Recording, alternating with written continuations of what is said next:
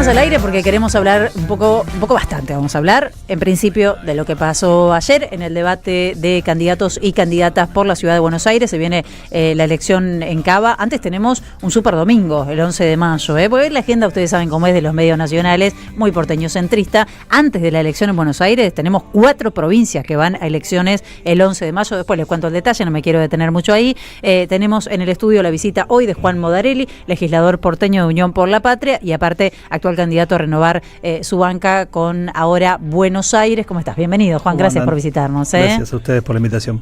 Voy a arrancar por lo que me pareció más grave de lo que sucedió anoche, que es el prepoteo de Caputo, y eso que para mí es una amenaza, no voy a dar muchas vueltas, de tomarle los datos a un fotógrafo que estaba con su credencial haciendo su trabajo. ¿Cómo lo viste? ¿Cómo lo viviste? Y si habrá un repudio, la verdad que no me puse a mirar si hay un repudio generalizado, o sea, que hay pedidos de que todos los espacios repudien. Sí, bueno, de hecho nosotros vamos a hacerlo e intentar que en la legislatura se vote el repudio, porque es una imagen que cuando uno la ve, recuerda esta idea de quienes tienen impunidad no tienen que ser expuestos. Sí. Y lo mira el fotógrafo con una idea de a mí no me podés fotografiar, y después como con esa liviandad, algunos lo minimizaban, decían, bueno, no le hizo nada, no lo agredió. La verdad que el mensaje es bastante intimidatorio. Por favor, claro. Recuerda, no quiero extremarlo, pero recuerda como quienes tienen impunidad. En la Argentina tenemos casos muy graves donde... caso de Cabeza, claro. Caso de Cabeza, sí. Tenemos a Grillo recuperándose también después de una jornada de represión. Sí, y esta idea de que al poder no se lo puede tocar, y él como que quiere ponerse en ese lugar, a veces para mí también haciendo el ridículo como hizo en el Congreso con Manes, sí. Cuando, o sea, viene como tratando de mostrarse como un ser que está por fuera de toda obligación institucional. De hecho, bueno, no tiene ningún cargo en el gobierno de Milei. Logra una opacidad que hoy no sabemos cuál es su declaración jurada, no rinde cuentas porque no tiene cargo, es monotributista increíblemente, logra finalmente eso y maneja la CIDE, maneja temas que son muy sensibles. Es una buena expresión de lo que es el gobierno libertario, ¿no? Una persona sin cargo, sin tener que rendir cuentas, tiene a su cargo, vale la redundancia, quizás las áreas más sensibles del Estado. Entonces, parece que es una foto que describe muy claramente al gobierno libertario. Juan, una campaña atípica en Ciudad, por lo menos parece una campaña, no hay grandes afiches, no hay mucha visibilidad. ¿Cómo la venís viendo y qué expectativas tenés en un año que podría ser por lo menos bisagra? Digo, como porteño y hace 20 años yendo a votar derrotas, no quiero mufar nada, pero que podría ser bisagra. Sí, es una elección atípica porque es la primera vez que discutimos los temas de la ciudad por fuera de la agenda nacional, las elecciones de la ciudad. Muy pocas veces, creo que solo en el 2015, cuando se eligió jefe de gobierno, se votó desdoblado de la nacional. Siempre, por algún motivo u otro, quedó la elección empardada. Me parece que es una elección quizás que... no sé si es atípica, yo lo que veo por ahí que está en otro tono de la discusión. Creo que hay muchos candidatos que han elegido la estrategia. Obviamente, si después hablamos del debate, me parece que un poco también se evidenció eso. Han elegido la estrategia de hablar de frases que en muchos casos tienden a descalificar al otro, que en muchos casos y muchos candidatos comparten, tienden a instalar que hay un temor que recorre la ciudad, que es el miedo al kirchnerismo, ¿no? Porque lo han planteado como una sombra recorre la ciudad de Buenos Aires. Un fantasma recorre Soldati. Exactamente, pero muy carente de cuestiones o de propuestas concretas, sobre todo teniendo en cuenta que hay un candidato que expresa al gobierno nacional y hay otra candidata que expresa al gobierno que gobierna en la ciudad hace 18 años. Entonces tendrían que poder hablar con otra capacidad de conceptualizar y de materializar lo que dicen. Y han elegido frases bastante rimbombantes. Después hay toda una serie de candidatos. Consideremos que tenemos 17 candidatos porque no hubo paso. Entonces, ahí me parece como... algunas líneas que pueden ser interesantes y pueden ser un análisis de la ciudad que tenemos. Hay otras líneas que son simplemente tratar de tener un minuto de la atención del electorado. Y después creo que nosotros lo que estamos buscando es poder evidenciar lo que venimos diciendo hace mucho tiempo desde la legislatura y de nuestro lugar de oposición en la ciudad. Por eso creo que tenemos un planteo contundente, porque tenemos un planteo que se respalda en años de trabajo y en años sobre todo de tratar de representar conflictos en la ciudad que no tuvieron ni voz ni medios en estos últimos años. Sí.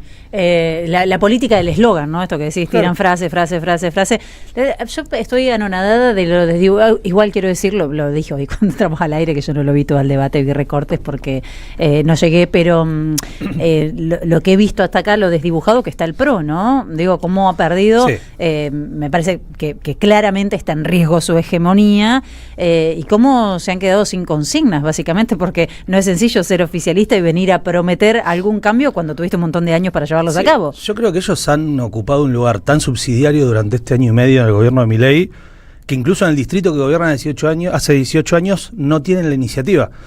Se la marcó a Dorni la iniciativa, le dijo, esta elección es kirchnerismo libertad, entonces tenés a Silvia Los Penato desesperadamente gritando, nosotros somos antikirchneristas, parte de su defensa ayer en el debate era justamente esto, somos la ciudad que resistió al kirchnerismo, o sea, hay un patrón común en esta elección que es, bueno, el kirchnerismo, 2 puntos, desarrollo, entonces, la Libertad Avanza te habla de con el nivel de... Otra cosa que me dejó el debate de ayer, el nivel de violencia ya que se empieza a cotidianizar, porque todos se van subiendo a esa escalada de violencia. Lo de Adorni ayer sin responder una sola pregunta y todo el tiempo, ya sea a nuestro candidato Leandro Santoro atacándolo de, bueno, vos corrupto kirchnerista, y sin responder preguntas que le hizo Leandro que son bastante importantes en relación al rol del gobierno nacional en la ciudad.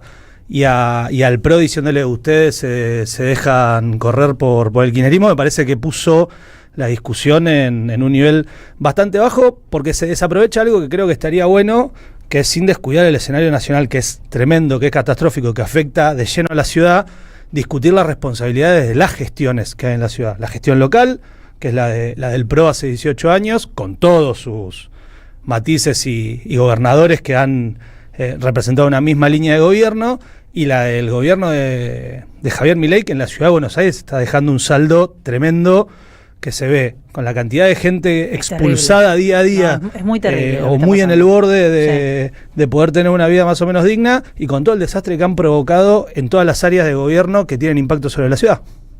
Juan, venía acá en la línea F de subte y justo me cruzaba con un colega, hablábamos de las elecciones en la ciudad, me dice qué lista me interpelaba, me gustaba, yo le dije la del peronismo y me dice, che, pero ojo, que hay 3 listas del peronismo, hay un tipo que se llama Kim, que dice que la lista oficial del peronismo la dirige un radical, y hay un tipo que fue jefe de gobierno de Cristina Fernández de Kirchner, que armó una lista también por su cuenta. Mi pregunta es, ¿para quién juegan estas 2 candidaturas?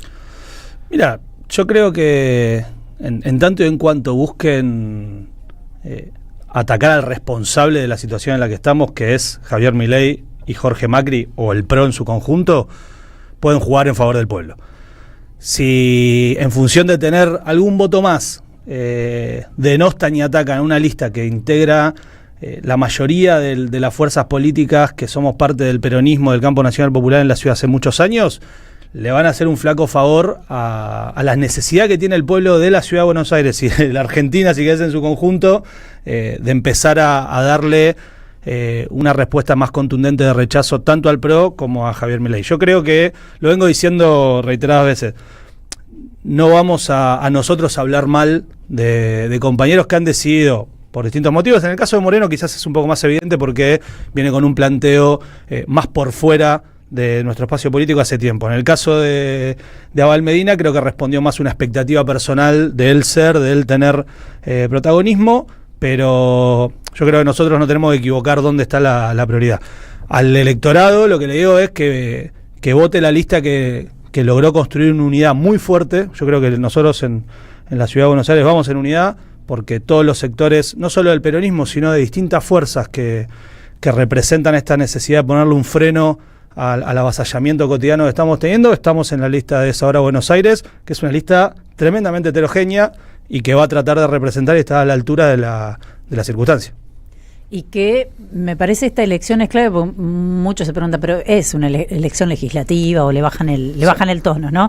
Me parece que es una elección muy importante para el peronismo, teniendo en cuenta lo que puede suceder en la próxima elección. Digo, me parece que está, no sé, quizás es una percepción personal, me lo vas a decir hoy, me va a decir que sí, seguramente. Digo que esta vez efectivamente hay una oportunidad. Bueno, lo vimos en la elección pasada. Hay una elección. Está muy pareja. Hay una oportunidad. Pero obviamente, lo que decía recién, sí, ¿no? Después de tantos años donde el PRO construyó una hegemonía que parecía sí, que la llevaban de taquito, la división de ese frente de derecha o esta competencia, a ver quién es más de derecha definitivamente, por un lado. Y creo yo que la consecuencia y la coherencia con la que nosotros vinimos construyendo en la ciudad nos abre un panorama.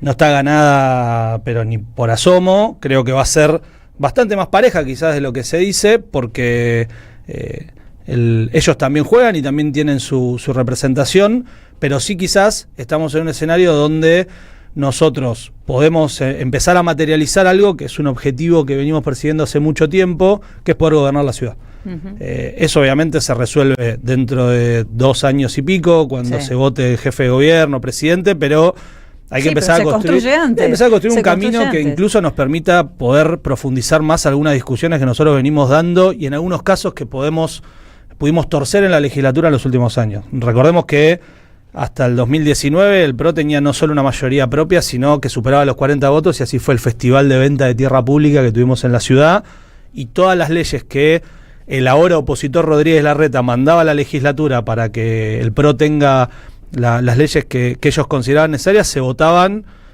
Ya llegamos a un punto que no era la escribanía, era la mesa de entrada, porque hubo cosas que se modificaron, que eran potestades propias de la legislatura, que pasaron a ser delegadas, como el Código de Tránsito y Transporte, sobre el Ejecutivo, y que el Ejecutivo debía solamente informarlas a la legislatura. Claro. Entonces, nosotros fuimos bloqueando y pudiendo hacer que algunas discusiones prevalezcan. El caso, creo, emblemático de los últimos años fue la discusión que vimos por el parque público en Costa Salguero, que logró frenar ese proceso de seguir cementando la ciudad, ya en absurdo que era hacer torres de altura en la salida de Aeroparque, o sea, casi hasta desconociendo la propia morfología de la ciudad.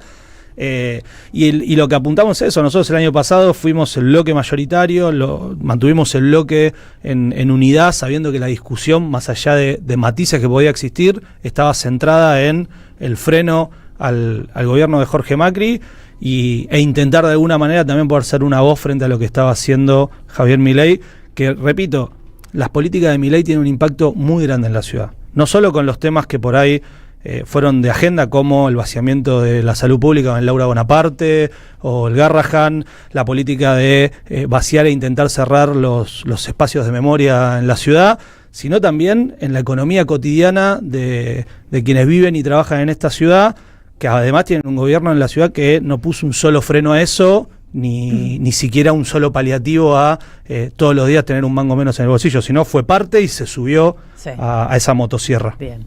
Bueno, Juan, queremos agradecerte que estés acá. La verdad que ojalá prospere un discurso más humano, ¿no? Porque el PRO, la Libertad Avanza han endurecido tanto los discursos. Digo, escuchar hablar de las personas en situación de vulnerabilidad como fisuras que sean tratados como basura. Entonces viene con toda la impunidad Jorge Macri, como hizo, ni bien asumió, y te pone una foto de antes y después de la limpieza y hay una persona que está durmiendo en un banco. Realmente es muy terrible y me parece que hay que humanizar. Te sumo una cosa más.